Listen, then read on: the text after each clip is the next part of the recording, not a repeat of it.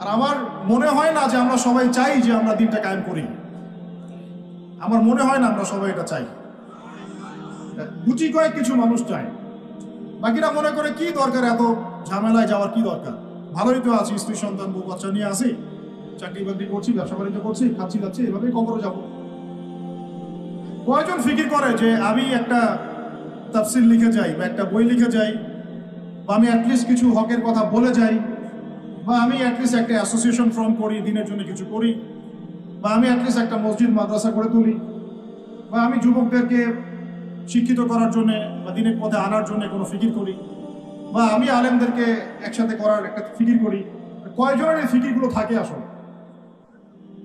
Selfie, video, ছবি, এই মানে বাহ্যিক আবেগ, এগুলো দিয়ে ভাই কিচ্ছু হবে না। আমার আগেও এখানে বসে বসে, এরকম মঞ্চে বসে বসে বহু বরেণ্য ওলামায়ে কেরাম ওয়াজ করে গেছেন বাংলার মাটিতে, এবং তাদের অনেকেই কারাগারে চলে গেছেন। বহু মানুষ বহু মানুষ তাদের ওয়াজ শুনে ঠিক ঠিক বলতো, গরম গরম গরম গরম বক্তব্য দিতেন, এবং মানুষও ঠিক ঠিক বলতেন। জনগণও তাকে আর উস্কে দিত যেন সে আরো গরম গরম বক্তব্য দেয়। হ্যাঁ, বিশ্বাস করেন, বিগত তারা যখন নাই, বিগত এক বছর, 2 বছর, 3 বছর, 4 বছর, 5 বছর চলে যায়, ওই ঠিক বলো জনগণ একবারও তাকে খোঁজ দিতেও যায়নি,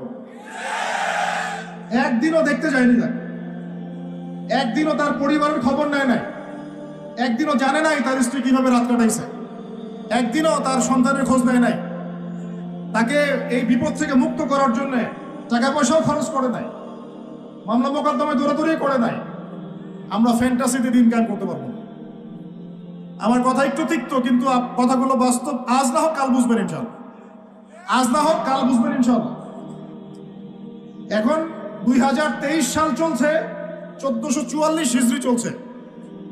1444 মানে নবী সাল্লাল্লাহু আলাইহি ওয়াসাল্লাম 1444 বছর আগে দিন কায়েম করে চলে গেছেন পৃথিবীতে। 1444 বছর পর এসে আমরা এগুলো নিয়ে কথাবার্তা বলছি। আমরা জানি না আমাদের সামনে জাতিগতভাবে, বৈশ্বিকভাবে, আর এমনিতেই ইউনিভার্সাল কতটুকু সময় বাকি আছে, আমরা এটা জানিও না। হাদিসে অনেক আগেই বলা হয়েছে যে এই 2 আঙ্গুলের ডিস্টেন্স যতটুকু, তোমরা আমার 2 আঙ্গুল দেখো, এই 2 আঙ্গুলের ডিস্টেন্স যতটুকু, আমার আগমন আর কিয়ামতের দূরত্ব এতটুকু। নবীজি অনেক আগে বলেছেন যে আসর থেকে মাগরিব, সময়টার উদাহরণ মিসাল হচ্ছে আসর থেকে মাগরিব। এইভাবে দিন কায়েম হয় না। আমরা যদি দিন সত্যিকার অর্থে কায়েম করতে চাই, আগে বেসিক ঠিক করতে হবে। আজকে রাতে দোয়া কবুল হবে ইনশাআল্লাহ। এখন যেহেতু আমরা একটা জামার মধ্যে আছি, আল্লাহর ফেরেশতারা এটা ঘিরে রেখেছেন ইনশাআল্লাহ। আল্লাহ পাক অবশ্যই আমাদের কথা শুনছেন, দোয়া শুনছেন। সবাই আগে দোয়া করি, নিয়াত করি যে এই নামাজের কথাটা আপনার কানে চলে গেল, আজকের পর থেকে কোনোদিনও যেন নামাজ না ছুটে যায়। জোরে বলেন মুজাহিদের মতো। আল্লাহ আমাদের দোয়া আপনি কবুল করুন। আমাদের কারো যেন কখনো এক ওয়াক্ত নামাজ আল্লাহ মিস না যায়, এবং নামাজে আমরা যা পড়বো তা যেন বুঝতে চেষ্টা করি। আল্লাহ পাক আমাদের সবাইকে কোরআন বিশুদ্ধ করে তেলাওয়াত করার তৌফিক দান করেন, এবং কোরআনের ভাষা আরবি শেখার তৌফিক দান করেন। আরবি না শিখে আমরা দাওয়াতি কাজে আসবো না, এবং আমরা সবসময় মুহাক্কিক ওলামায়ে কেরামের সাথে থাকবো। তাদের সাথে থেকে আমরা দিন শিখবো, তাদের সোহবতে থাকবো, তাদের কাছে পরামর্শ করব, তাদের কাছে সিলেবাস করে নিয়ে পড়াশোনা করব, করে নিজের যোগ্যতাকে বাড়াবো ইনশাআল্লাহ। আল্লাহ পাক আমাদের দোয়া যেন কবুল করেন। আমরা সবাই হালাল খাবো আগে ইনশাআল্লাহ, কোনোভাবেই হারাম রিজিকে যাব না ইনশাআল্লাহ। আল্লাহর সাথে যুদ্ধ করব না, নবীর সাথে যুদ্ধ করব না, সুদভিত্তিক অর্থনীতির সাথে আমাদের যেন কোনো সম্পর্ক না থাকে, যদিও এটা এই বিশ্বে একদম অলমোস্ট ইম্পসিবল। আমি বলছি অলমোস্ট ইম্পসিবল। এই বিশ্বে সুদভিত্তিক অর্থনীতির অক্টোপাসের এই চক্রজাল থেকে বের হওয়া অলমোস্ট ইম্পসিবল, কিন্তু একেবারে অসম্ভব নয়। আল্লাহ পাক যদি তৌফিক দেন আর আমাদের নিয়ে যদি ঠিক থাকে, ইনশাআল্লাহ চেষ্টা করলে আল্লাহ পাক রাস্তা দেখাবেন ইনশাআল্লাহ। স্বেচ্ছায় সুদ খাবো না, কারণ নবীজি বলছেন 4 শ্রেণীর মানুষকে আমি লানত করলাম, অভিশাপ। 4 শ্রেণীর মানুষকে আমি অভিশাপ করলাম। 1 শ্রেণী যে সুদ খায়, 1 শ্রেণী যে দেয়, 1 শ্রেণী সাক্ষী থাকে, আর 1 শ্রেণী লিখে রাখে। আর আপনি যে জবটার জন্য এত ট্রাই করছেন, আলটিমেটলি জবটা এই 4টার কোনো একটাতে পড়বে। বুঝতে পারেন নাই? আলটিমেটলি আপনি যে জবের জন্য ট্রাই করছেন এখন দিনরাত একাকার করে, দেখেন কোনো না কোনো ভাবে এই 4টার মধ্যে পড়ে যায় কিনা। পড়ে গেলে আপনার আমার উপরেও নাউজুবিল্লাহ আল্লাহ নবীর লানত অভিশাপ চলে আসে। এটা কি চাচ্ছি? আল্লাহ হেফাজত করুন। আর ভয়ঙ্কর হাদিস তো অনেকদিন বলেছি, অনেকদিন শুনেছেন, আবারও শুনেন, কারণ আল্লাহ পাক সূরা আর রহমানে একই আয়াত 32 বার রিপিট করেছেন। কতবার? ফাবিআই আলাই রাব্বিকুমা তুকাযিবান। একটা আয়াত এতবার বলার কি দরকার ছিল? আল্লাহ পাক কি কোরআনের শব্দের অপচয় করেন? কোরআনে কি একটা শব্দের অপচয় আছে? জুলকারনাইন বাদশা বা অনেকে নবী বলেন আলাইহিস সালাম একটা কওমের কাছে গিয়েছিলেন, দেখলেন তারা সূর্যের আলো থেকে রক্ষা করার জন্য কোনো সভ্যতা ওদের কাছে নাই। ওই পুরো সভ্যতার বর্ণনা আল্লাহ পাক একটা শব্দের মতো দিয়েছেন, কাযালিকা। কাযালিক তারা এমনই ছিল, কাযালিক তারা এমনই ছিল, বাস শেষ। ওইটারই তাফসীর করেছেন কত বড় উলামায়ে কেরাম। তাহলে সেই কোরআনে আল্লাহ পাক একই আয়াত এতবার রিপিট করলেন কেন? কারণ আল্লাহ পাক আমাদেরকে তার নিয়ামতগুলো চোখে আঙ্গুল দিয়ে দেখাই দিচ্ছেন, আর কোন কোন নিয়ামত তোমরা অস্বীকার করতে চাও। ওই জন্য আবারও বলছি, সুদের কথা আগেও বলেছি, আবারও বলছি, হাদিসটা আবারও শোনেন।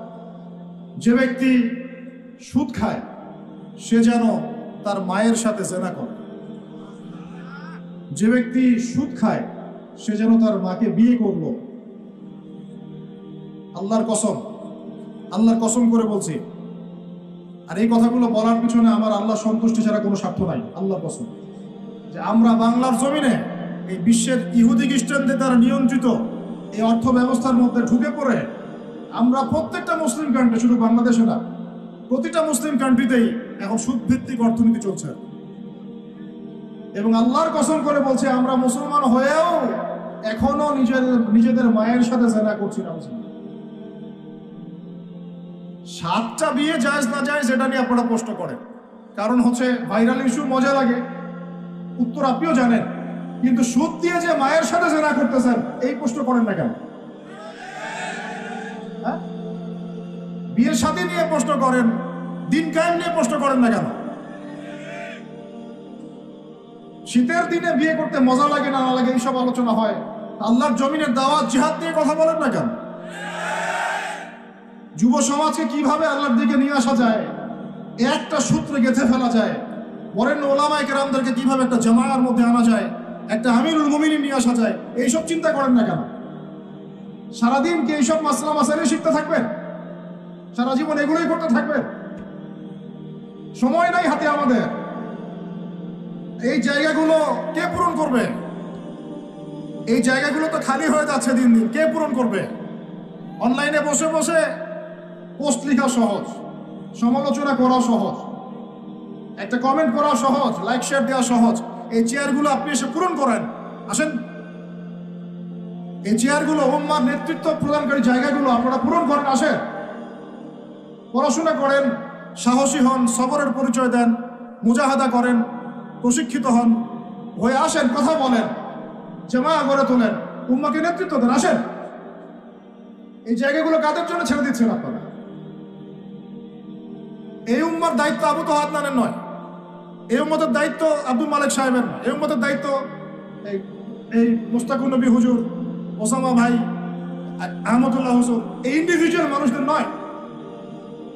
একজন ব্যক্তির উপরে, কয়েকজন ব্যক্তির উপরে আপনি দায়িত্ব চাপাই দিতে পারবেন না। উম্মার প্রত্যেকটা ব্যক্তির দায়িত্ব আছে এই উম্মাকে বিজয়ী করার জন্য। আর আপনি চিন্তা করেন, আয়নার সামনে দাঁড়ান, আয়নার সামনে দাঁড়ায় চিন্তা করেন না যে সারাটা জীবনে 30-32 বছর বয়স হয়ে গেল, 40-50 হয়ে গেল, এই উম্মাহ আপনার কাছ থেকে কি পেয়েছে এখন পর্যন্ত? এই উম্মাহ আপনার কাছে কি পেয়েছে? কয়টা বই পেয়েছে? কয়টা লেকচার পেয়েছে? কয়টা অ্যাসোসিয়েশন পেয়েছে? কয়টা ইকোনমিক প্রজেক্ট পেয়েছে? কয়টা জামায়া, কয়টা ইমারা, কয়টা দাওয়া, কয়টা মসজিদ, কয়টা মাদ্রাসা, কি পেয়েছে উম্মাহ আপনার কাছে? আমি আপনার কলবে আঘাত করতেই আসছি। আমার কথায় আপনি আঘাত পাবেন আমি জানি, এই আঘাতটা আপনাকে আল্লাহর পথে নিয়ে আসবে ইনশাআল্লাহ। এই আঘাতটা ইনশাআল্লাহ আমাদের এই তরুণ ভাইদেরকে আল্লাহর পথে নিয়ে আসবে ইনশাআল্লাহ। সাহসী মানুষদের মতো বলেন ইনশাআল্লাহ। এই আওয়াজগুলা ইনশাআল্লাহ আমাদেরকে আল্লাহর পথে নিয়ে আসবে ইনশাআল্লাহ। প্রত্যেক ঘরে ঘরে একজন করে হাফেজ তৈরি করেন, প্রত্যেক ঘরে ঘরে একজন দিনদার মেয়েকে বিয়ে করেন, প্রত্যেক ঘরে ঘরে যে বাচ্চাগুলো হবে এই বাচ্চাগুলোকে ইসলামী শিক্ষায় শিক্ষিত করেন, প্রত্যেক ঘরে ঘরে অন্তত একটা করে আলেম তৈরি করেন। একটা আইয়ুবী দেন আমাদেরকে, একটা খালিদ বিন ওয়ালিদ দেন, একজন আপনি আমাকে ওমর ইবনে খাত্তাব দেন, একজন মুসআব বিন উমাইর দেন, একজন খুবাইব দেন, একজন মুসা বিন নুমাইর দেন। কাদের নাম বলবো? একজন তারেক বিন জিয়াদ দেন, একজন বিন কাসিম দেন। একটা সন্তান দেন আমাদের, একটা সন্তান মানুষ করেন। একটা 10টা 20টা বাচ্চা নিচ্ছি, একটাও মানুষ হয় না। আলেম পরিবারের সন্তান মুদিখানার দোকানে ব্যবসা করে কেন খাবেন আপনি? আপনার এই উম্মতের উপর দায়িত্ব আছে। আমাদের দায়িত্ব খালি মধু বিক্রি করা, দাঁড়িয়ে টুপি বিক্রি করা, আতর বিক্রি করা? ইসলামের দিকে আসার সাথে সাথেই কেন আপনার এদিকে চলে যান? উম্মাকে কে নেতৃত্ব দিবে? আমরা দিব? আমাদের কোনো ক্ষমতা আছে? আমাদের কোনো জ্ঞান আছে? আমাদের কোনো সেই যোগ্যতা আছে? আমাদের দিকে আঙ্গুল তুলতে পারবেন আপনি? কারণ আল্লাহর কসম, আল্লাহর জমিনে সবচেয়ে গুনাহগার বান্দা আমরাই। যদি আমরা সত্যিকারের নেতৃত্ব প্রদান করার যোগ্যতা অর্জন করতে পারতাম, এতদিনে আমাদের হাতে দিন বিজয় হয়ে যেত। নাই সেটা আমার মধ্যে, নাই সেটা হয়তো আমাদের মধ্যে, পারছি না আমরা। আপনাকে দায়িত্ব নিতে হবে। একজন ভাই গার্মেন্টস ব্যবসায়ী, তিনি এত বড় একটা আয়োজন করতে পারেন, তার দায়িত্ব পালন করতে পারেন। আপনারও তো অর্থ সম্পদ আছে, একটা ইসলামিক ইউনিভার্সিটি করেন, একটা বড় একটা মার্কাজুল কোরআন, মার্কাজুল ইলম গড়ে তোলেন, ওলামায়ে কেরামদের একটা জামায়া গড়ে তোলেন। কিছু পারেন না, অথেন্টিক বইগুলোকে প্রচার করার ব্যবস্থা করেন, কিছু অথেন্টিক মিডিয়া প্রডিউস করেন। তোমরা জেনারেল লাইনে পড়াশোনা করে কয়জন বিজ্ঞানী হচ্ছ? একটা সফটওয়্যার আবিষ্কার করতে পারছি না আমরা ইসলামিক। হাতে গোনা যায় অ্যাপস, 3টা 4টা অ্যাপস ইসলামিক। প্রযুক্তি আমাদের নিজস্ব হাতে তৈরি করে না, আমাদের স্বতন্ত্র মিডিয়া নাই। এই মিডিয়াগুলোতে কিছু হয় না, এগুলো বরং কোনো কোনো ক্ষেত্রে ফিতনাও ছড়ায় বেশি। কারণ আমার কথা মন খারাপ করুন না, কারণ আমি চ্যালেঞ্জ করতেছি আপনাদেরকে, আপনি 1000 জনকে বসান যারা দিন নিয়ে কাজ করতে চাচ্ছেন, তাদের 10% কোরআন তেলাওয়াত সহি না। পুরো দায়িত্ব নিতে কে বললো? আপনি তো বুঝবেন না যে কোনটার সাথে কোনটা দিতে হবে, কি বলা দরকার, কি প্রচার করা দরকার, কি করা যাবে না। বাংলাদেশে আলেমে আলেমে দ্বন্দ্ব লাগানোর জন্য অনেক সময় মিডিয়া দায়ী হয়ে গেছে। কেন এরকম সামনে দিতে গেলেন? অমুককে ধুয়ে দিল তমুক, সে যদি না ধুয়েও দেয় তবু তো আমার মনে হচ্ছে লোকটাকে ভালো মনে করতাম, লোকটাকে আলেম মনে করতাম। এরকম কথা বললো আমার সম্পর্কে, আমার মনের মধ্যে একটা খারাপ ধারণা সৃষ্টি হচ্ছে। কেন আপনি সামনে দিতে গেলেন? ওর যখন চোখে পড়বে সে আবার কাউন্টার দিবে, কারণ আমরা তো মন থেকে পবিত্র না, মনের মধ্যে হিংসা দিয়ে ভর্তি। আমি ঘুরেছি, প্রত্যেক মহলেই ঘুরেছি, আমরা এখন পর্যন্ত নফসের তাজকিয়া অর্জন করতে পারিনি। মনে আমাদের যে পরিমাণ হিংসা বিদ্বেষ, এই হিংসা বিদ্বেষ নিয়ে কবরে গেলে আল্লাহ পাকের একটা আযাব মাটিতে পড়বে না। আল্লাহ মাফ করুক আমাদের। হিংসা নিয়ে যদি মানুষ পরকালে যায়, নেক আমলগুলা আগুনের মতো খেয়ে ফেলবে, নবী সাল্লাল্লাহু আলাইহি ওয়াসাল্লাম বলেছেন। আমরা এটাকে ফরজ করে নিয়েছি নিজেদের মধ্যে। ভাই, আপনারও তো যোগ্যতা আছে, আপনারও তো কিছু করার আছে।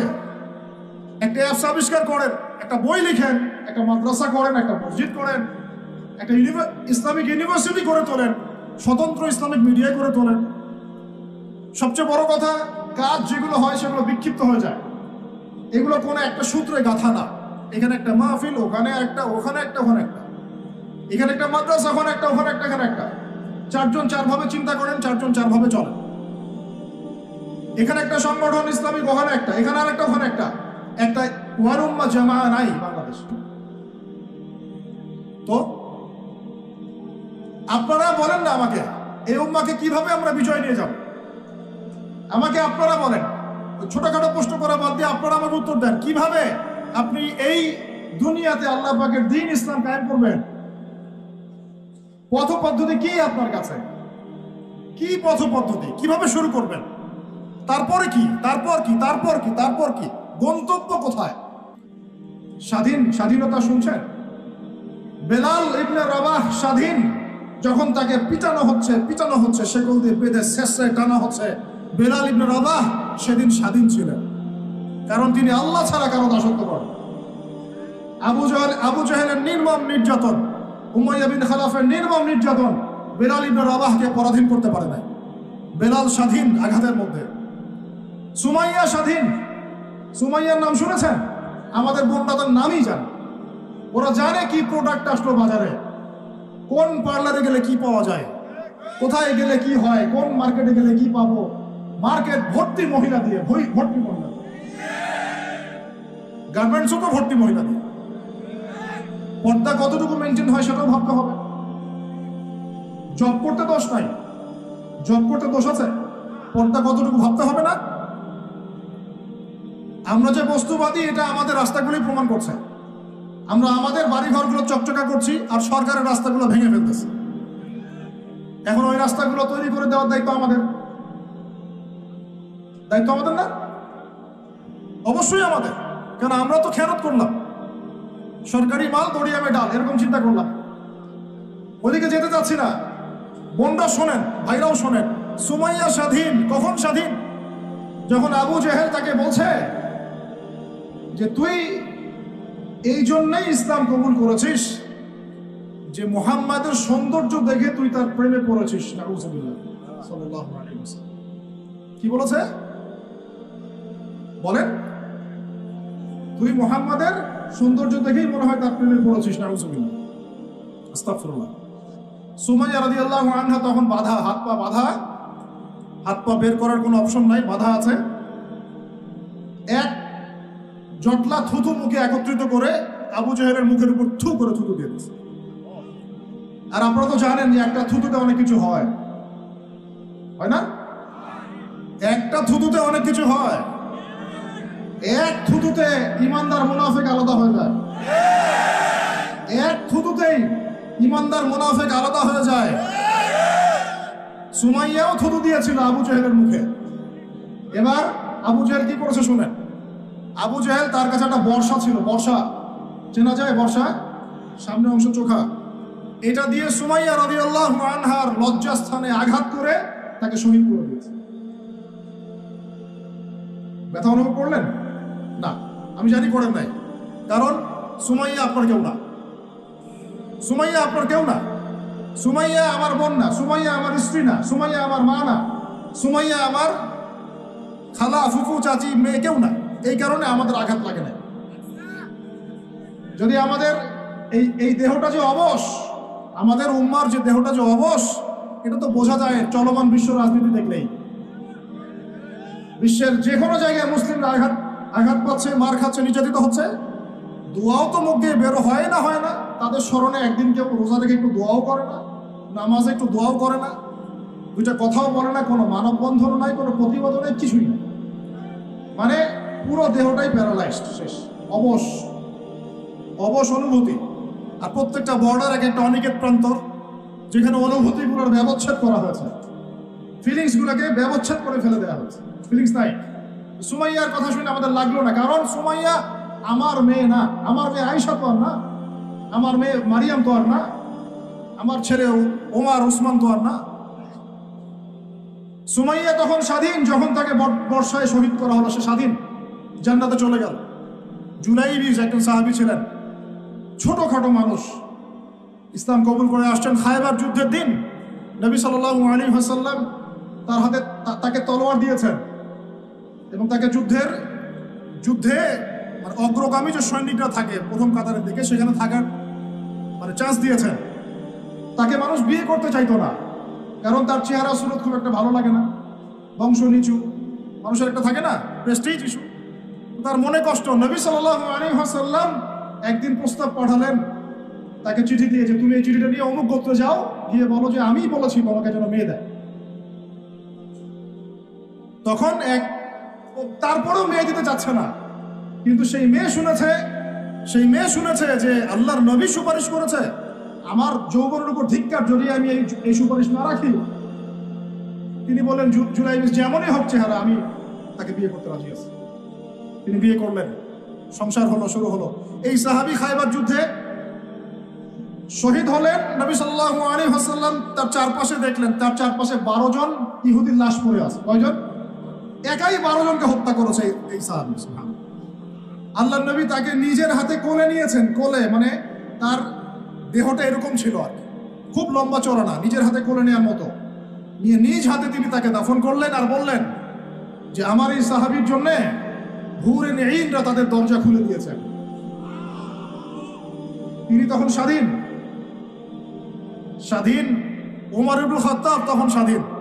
কখন স্বাধীন? ওমর রাদিয়াল্লাহু আনহু যে কোরআন খুলে সূরা তাহা পড়ছেন, তাহা পড়তে পড়তে তার ভিতরে ফিলিংস চলে আসলো যে না, এটা আল্লাহর পক্ষ থেকে আসছে। তিনি বলছেন খুযুনি ইলা রাসূলিল্লাহি ওয়া আসহাবিহি, আমাকে আল্লাহ রাসূলের কাছে নিয়ে চলো, তার সাহাবীদের কাছে নিয়ে চলো। তাকে নিয়ে যাওয়া হলো। ভিতরে হামজা ছিলেন রাদিয়াল্লাহু আনহু, তাকে টেনে নিয়ে আসলেন ভিতরে। বলছেন তরোয়াল নিয়ে আসছো কি জন্য?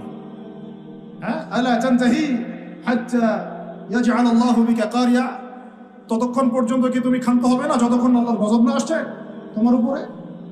ওমর ইবনে খাত্তাব বলছেন ইয়া রাসূলুল্লাহ, হে আল্লাহর রাসূল, জিতুকা উমিনু বিল্লাহি ওয়া রাসূলিহি, আমি আপনার কাছে এসেছি আল্লাহ এবং আপনার প্রতি ঈমানদার হয়ে এসেছি।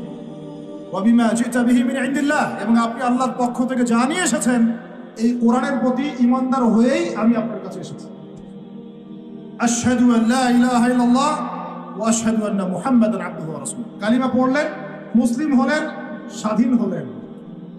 আগে পরাধীন ছিলেন। বুঝতে পারছেন না কথা? এরপরে তিনি সবার দরজায় গিয়ে নক করলেন। আবু জাহেলের বাসায় নক করে বলছেন হাল আলিমতা আন্নী কদ আসলামত, তুমি কি জানলা যে আমি ইসলাম কবুল করেছি?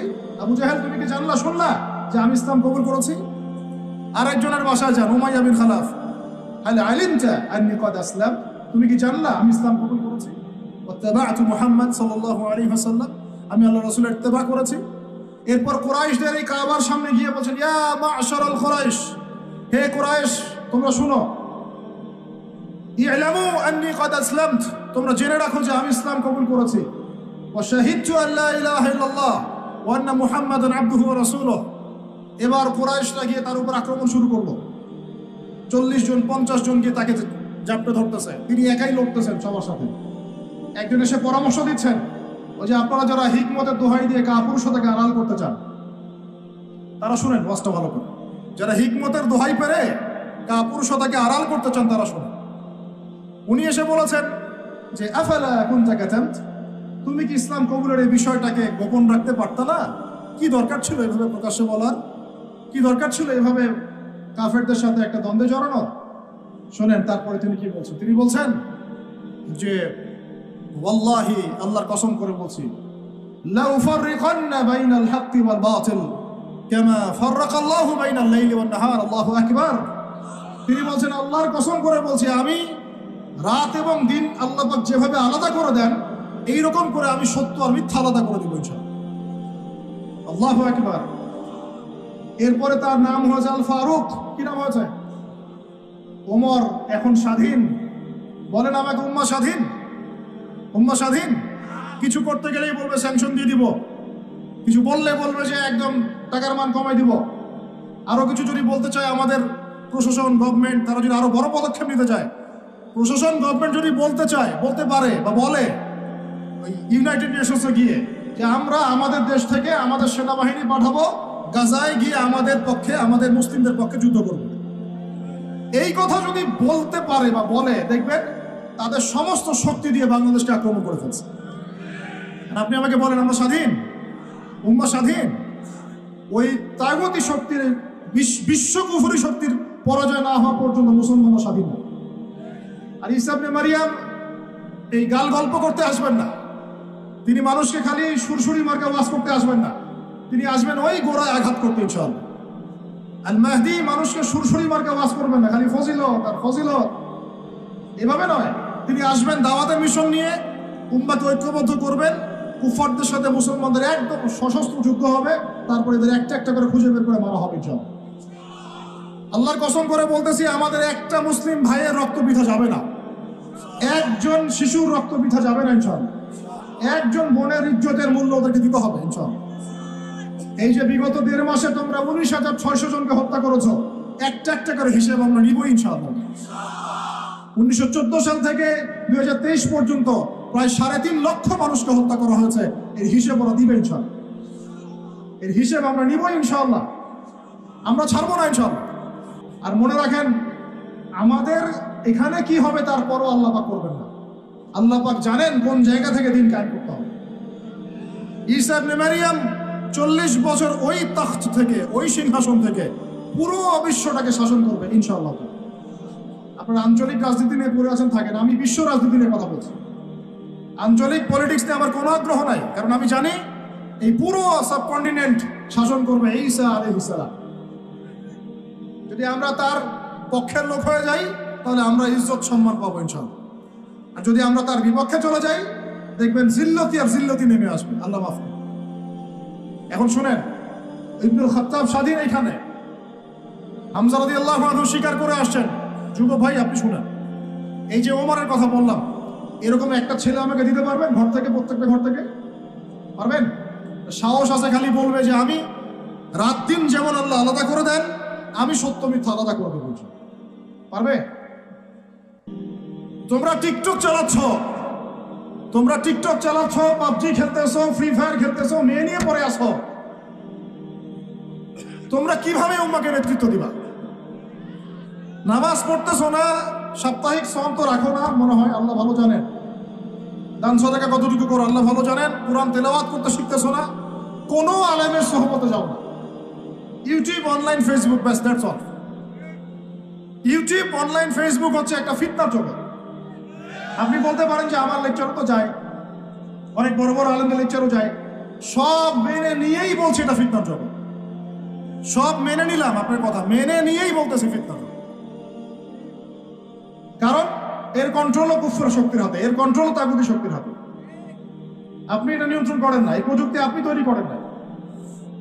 আমরা আলাদা করে কোনো মুসলিম কমিউনিটি, সোসাইটিও বিল্ড আপ করতে পারি না অনলাইনে, পেরেছি? আমাদের কোনো স্বতন্ত্র সামাজিক যোগাযোগ মাধ্যম আছে? বলেন। উমর ইবনে খাত্তাবের মতো একজন স্বাধীন মানুষ দেন। হামজা রাদিয়াল্লাহু আনহু স্বাধীন কখন? আবু জাহেল আল্লাহর নবীকে একটা আঘাত করেছে, বলেন নাউজুবিল্লাহ, সাল্লাল্লাহু আলাইহি ওয়াসাল্লাম। আপনারা তো জানেন তার পিঠের মধ্যে উঠে নাড়ি ভুড়ি দেওয়া হয়েছে, চাপানো হয়েছে।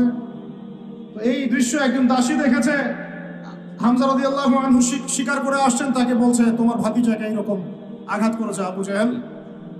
আবু জাহেলের নাম কিন্তু আবু জাহেল না, আবু জাহেলের নাম আবুল হাকাম। সেও কিন্তু আল্লাহকে বিশ্বাস করত।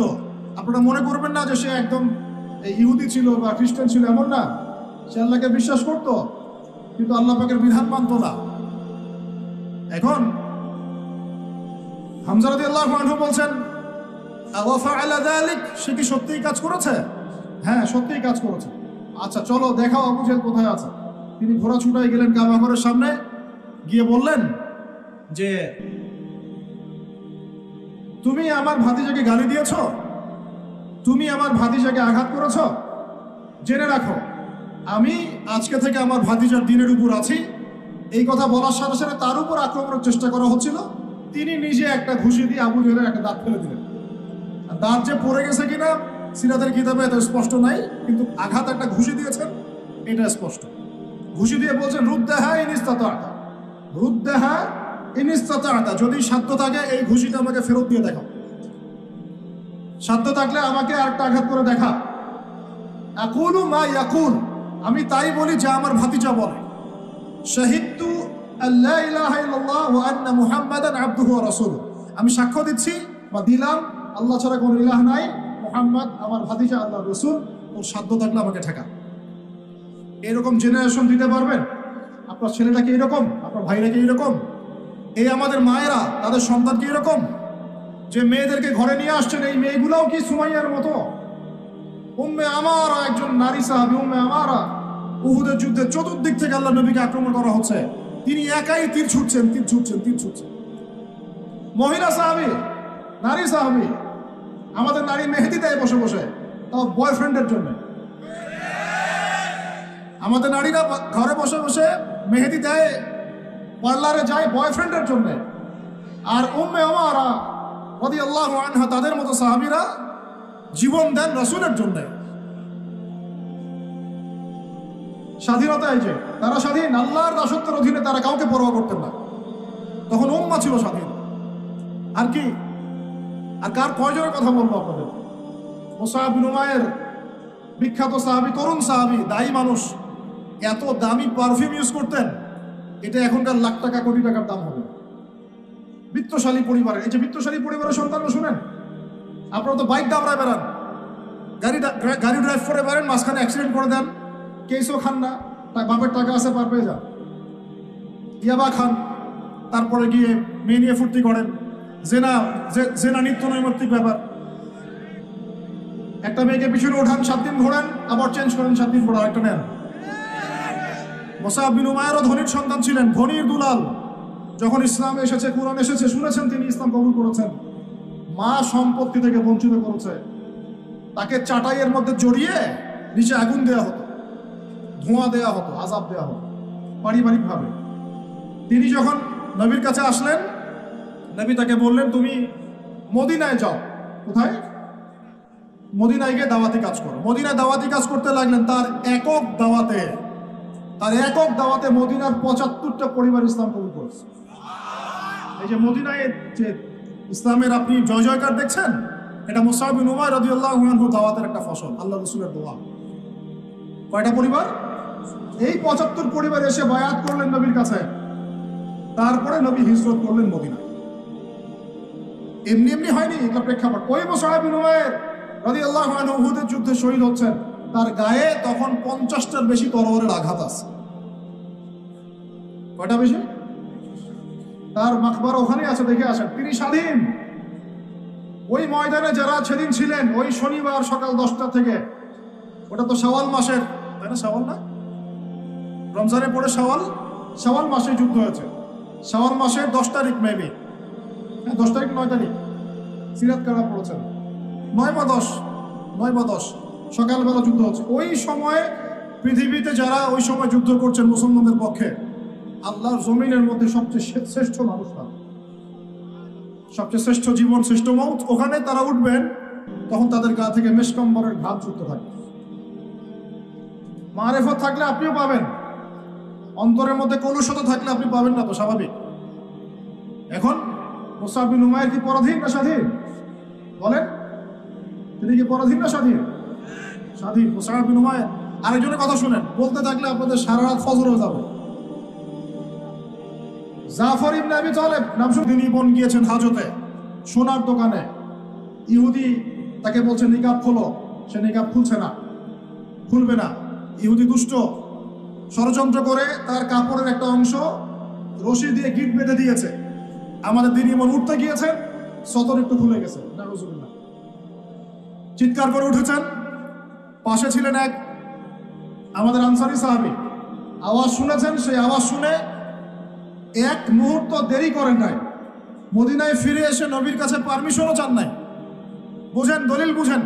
তিনি এক মুহূর্ত দেরিও করেন নাই, মদিনায় ফিরে গিয়ে নবীর কাছে পারমিশনও নেন নাই। তার কাছে একটা খোলা তরোয়াল ছিল, বের করেছেন, ইহুদির গর্দানে একটা কোপ দিয়ে গর্দান নামাই দিয়েছে।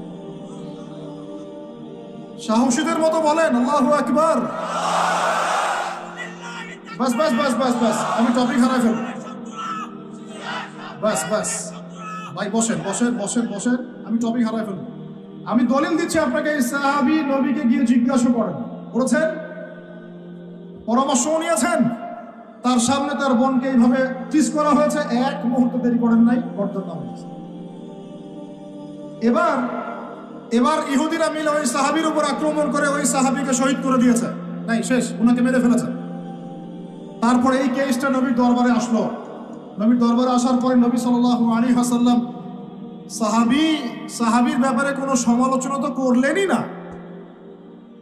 সাহাবী, তুমি ভুল করেছো, আমাকে জিজ্ঞেস করো নাই, আমার পরামর্শ কেন নেও না, এগুলো তো বললেনই না। বরং তার অন্যান্য সাহাবীদেরকে বললেন, সবাই যুদ্ধের বর্ম করে বের হও, বনু কাইনুকাকে আক্রমণ করতে হবে। এখন আপনি দেখছেন 3 মাসে 19,600 জন, 3 মাসে, সরি 3 মাস কিসের, 1.5 মাসে 19,600 জন। আর এখানে একজন মুসলিম ভাই, একজন মুসলিম বোনের ইজ্জতের বিনিময়ে নবী সাল্লাল্লাহু আলাইহি ওয়াসাল্লাম পুরা বনু কাইনুকাকে একদম সমূলে উৎপাদিত করে মদিনা থেকে বিতাড়িত করে। ওই উম্মার সাথে এই উম্মার কোনো সম্পর্ক আছে? ওই আরবের সাথে এই আরবদের কোনো সম্পর্ক আছে? ওই স্বাধীনতার সাথে এখনকার এই পরাধীনতার কোনো সম্পর্ক আছে? এরপরে আপনারা ফ্যান্টাসি নিয়ে পড়ে আছেন। আল্লামা রুমি বলতেন, উনি একজন বড় সুফি মানুষ ছিলেন, উনি বলতেন যে আমি যা বুঝি আর আমি যা জানি বুঝতে পারি, তোমাদেরকে বলে কি লাভ, তোমরা তো বুঝবা না। কে বলতেন? বড় বড় যারা আল্লাহর ওলি তারা, তাদের কথাটা একটু এই টাইপের হয়, মনে হয় একটু অস্বাভাবিক, কিন্তু এর ভিতরে অনেক গভীরতা থাকে। আমি নিজেও এই কথা বলতেছি, আমরা যা বুঝি, যা বুঝতেছি, যা দেখতেছি, তা আপনাদেরকে বলে বোঝাতে পারবো না, বলেই বা কি লাভ, আপনি হয়তো বুঝবেন না।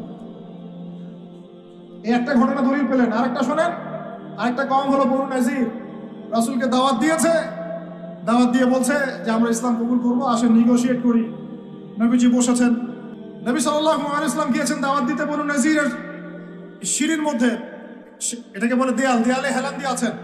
উপর থেকে এরা চাকি আছে না, চাকি আমরা ধান ভাঙে আগেকার মায়েরা বোনেরা, বড় বড় যে লোহার আর পাথরের, এইগুলো উপর থেকে ফেলে তাকে হত্যা করার চেষ্টা করেছিল বনু নাজির। কোন গোত্র? ইহুদিদের বনু নাজির। আল্লাহ নবী জিবরাইল আলাইহিস সালামের মাধ্যমে জানতে পারলেন, সেখান থেকে উঠলেন, উঠে বললেন যে ঠিক আছে, বনু নাজিরকে আমরা অবরোধ করব। 1.5-2 মাস অবরোধ করে রাখা হলো, সূরা হাসরে পড়ে দেখেন। এরপরে এরা নিজেদের ঘরবাড়িগুলো কাঁধে করে নিয়ে মদিনা থেকে বিতাড়িত হলো। বনু নাজির দলিল নাম্বার 2। 3 বনু কুরাইজা, বাকি আছে শুধু একটা, এখন বনু কুরাইজা। বনু কুরাইজাকে বলা হচ্ছে আমাদের সাথে থাকবে, অন্যদের সাথে যাইতে পারবে না। Okay fine. খন্দকের যুদ্ধে 10,000 সেনাবাহিনী নিয়ে আবু সুফিয়ান আক্রমণ করেছে মদিনা, অবরোধ করে রেখেছে। এই সুযোগে বনু কুরাইজা কুরাইশদের সাথে মিলে আমাদের সাথে গাদ্দারি করল। আল্লাহ নবী যুদ্ধ শেষ করে বনু কুরাইজায় গিয়ে না গিয়ে কেউ আসরের নামাজ পড়বা না, ওদের সাথে গিয়ে মীমাংসা করতে হবে। তারপর ওখানে গিয়ে ওদেরকে অবরোধ করা হলো। সাদ বিন মুআজ রাদিয়াল্লাহু আনহুর হাতে এই বনু কুরাইজার একজন বালেক যারা ছিল, এদের সবার গর্দান নামানো হয়েছে। এটা বনু কুরাইজা, বনু কুরাইজা, বনু কাইনুকা, বনু নাজির, তিনটা বড় বড় গোত্রের সাথে আমাদের যুদ্ধ হয়েছে নবী জীবিত থাকাকালীন। কি কি শুনিয়ে দেখেছেন। আর এখন আপনি দেখছেন বিগত 100 বছর, 1914 থেকে 2023 পর্যন্ত মার তারা দিতেই আছে, মুসলমান খাইতেই আছে। 4বার বড় বড় যুদ্ধ হয়েছে। যুদ্ধ এই 4টাতে মুসলমানদের মোটামুটি পরাজয়। এখন মোটামুটি 78 থেকে 80% জায়গা ওদের। এখন কি নতুন করে এই জিহাদটা ওখানে ফরজ হয়েছে, না আগে থেকে ছিল? ওদেরকে বের করে দেওয়ার পর, 3টা গোত্রকে বের করে দেওয়ার পর খায়বারে তারা কিছু বাকি ছিল। আলী রাদিয়াল্লাহু আনহু হাতে পতাকা দিয়ে বললেন খায়বারে যাও, আক্রমণ কর, এই নাইম দুর্গ তুমি জয় করবে ইনশাআল্লাহ। খায়বারের মারহাব ছিল একজন বীর, ইহুদি বীর, একাই 10 জনের সাথে লড়তে পারে। আলী ইবনে আবি তালেবের তরবারের আঘাতে ওর মাথার উপর থেকে তরবাল গিয়ে এইভাবে বসে গেছে মাটিতে, মানে দেহটা এইভাবে দ্বিখণ্ডিত হয়ে গেছে। ওদেরকে তারপরে বের করে দেওয়া হয়েছে। তারপর নবী সাল্লাল্লাহু আলাইহি ওয়াসাল্লাম বলেছেন তার ইন্তেকালের কয়েকদিন আগে, যে আমার ইন্তেকালের পর তোমরা বাকি যে অবশিষ্ট যারা আছে এদের সবাইকে জাজিরাতুল আরব থেকে বের করে দিবে। কে বলেছেন এটা বলেন? এখন তারপর ওমর রাদিয়াল্লাহু আনহু ওটা জয় করেন, আমাদের আন্ডারে থাকে। 1099 সালে ক্রুসেডাররা গিয়ে ওটা আবার দখল করে। তার মোটামুটি ভাবে 80 থেকে 90 বছরের মধ্যেই 1176 নাকি 87, 1176 দিকে আইয়ুবী রাহিমাহুল্লাহ গিয়ে সেটা আবার জয় করে। তারপরে আবার ওখানে লড়াই হয়েছে। তারপরে আবার গিয়ে আপনার মামলুকদের ভূমিকা আছে, জেঙ্গিদের ভূমিকা আছে, তুর্কিদের ভূমিকা আছে, ওসমানীয়রা আবার দখল করেছে। এই সিলসিলা চলতে চলতে 1914 সালে গিয়ে তারা এই ব্রিটেনের সহযোগিতায় এই জায়গাটা দখল করেছে। কত সালে? এই তো 1914 সালে। দখল করার পর থেকে এখন এই বিগত 100 বছরে ওখান থেকে তারা বিশ্বের সব নিয়ন্ত্রণ করা শুরু করেছেন। জায়গা দখল থেকে শুরু করে মুসলিম ভাইদেরকে দমন, আমাদের বোনদেরকে ধর্ষণ, শিশুদেরকে হত্যা, জমি উপরে ফেলা, কি না করেছে তারা বিগত 100 বছরে ওখানে যা করেছে বা করে যাচ্ছে। এরপরেও যদি আমাদের টনক না নড়ে, আমরা যদি মনে করি যে আমরা তো খুব ভালো আছি, তাহলে আল্লাহর কসম আমরা এখন উম্মাও বুঝি নাই, স্বাধীনতাও বুঝি না। আমাদের সবাইকে বুঝতে হবে পুরো মুসলিম উম্মা একটা দেহ। আমরা নিজেদের বেসিক ঠিক করব, অর্থনীতি ঠিক করব, আমাদের পরিবার ঠিক করব, আমাদের দাওয়াতের মোটিভটা ঠিক করব। এই ইস্যু পাগল জাতি হব না, মূল জায়গায় থাকার চেষ্টা করবো ইনশাআল্লাহ। আস্তে আস্তে সেই প্রজন্ম আসবে ইনশাআল্লাহ। আমি না পারি, আপনি না পারেন, আমাদের পরের জেনারেশন পারবে ইনশাআল্লাহ। আর এখন এই ইস্যুগুলো নিয়ে কথা বললে মুসলমানদের মধ্যে এক শ্রেণীর মুনাফিক তারা আমাদের বিপক্ষে কথা বলা শুরু করে। এই জাতির এখন চিনতে আশা করি বাকি নাই যে মুসলিমদের মধ্যে কত মুনাফিক ঢুকে গেছে। কোন দলের সাথে আমাদের কোনো দ্বন্দ্ব নাই, আমাদের দ্বন্দ্ব হচ্ছে কথিত মুনাফিকদের সাথে, যারা এই চলমান সংকটের মধ্যেও মুসলমানদের পক্ষে না গিয়ে জালেমের পক্ষ নিচ্ছে। এই চলমান সংকটের মধ্যেও মাজলুমদের পক্ষ না নিয়ে যারা জালেমের পক্ষ নিচ্ছে, এদের সাথে আমার কোনো সম্পর্ক নাই, আপনাদেরও সম্পর্ক থাকার কথা না, এই উম্মারও সম্পর্ক নেই। এখন আপনি আমি সেই দায়িত্ব পালন করবো কিনা সেটা আমাদের বিষয়, আমাদের কর্তব্য কি সেটা আমাদের বুঝতে হবে। এইসব ফ্যান্টাসি বন্ধ করেন, এইসব উপরে উপরি স্লোগান বন্ধ করেন, এবং আইওয়াস শোডাউন সব বন্ধ করেন। সবাই 5 ওয়াক্ত নামাজি হয়ে যায়, আল্লাহ তৌফিক দান করেন। সবাই মিলে তাহাজ্জুদ গোজার হয়ে যায়, আল্লাহ তৌফিক দান করেন। আল্লাহ পাক সবাইকে হালাল খাওয়ার তৌফিক দেন। সবাই অর্থনীতি ঠিক করে ফেলাই, সবাই দাওয়াতের মেহনতে লেগে পড়ি। আল্লাহ যাকে যা দিয়েছেন তাই দিয়ে দিনের খেদমত করেন। এক ভাইকে আল্লাহ পাক টাকা দিয়েছেন, টাকা দিয়ে করেন। জমি দিয়েছেন, জমি দিয়ে করেন। জ্ঞান দিয়েছেন, জ্ঞান দিয়ে করেন। আপনাকে আল্লাহ পাক মসজিদ মাদ্রাসা দিয়েছেন, তাই দিয়ে করেন। যৌবন দিয়েছেন, যৌবন দিয়ে করেন। লিখতে পারেন লিখেন, বলতে পারেন বলেন, চিন্তা করতে পারেন করেন। যা আপনাকে আল্লাহ দিয়েছেন তাই দিয়ে দিনের খেদমত করেন। আল্লাহ পাক আপনাদের সবাইকে তৌফিক দান করেন, আমিন।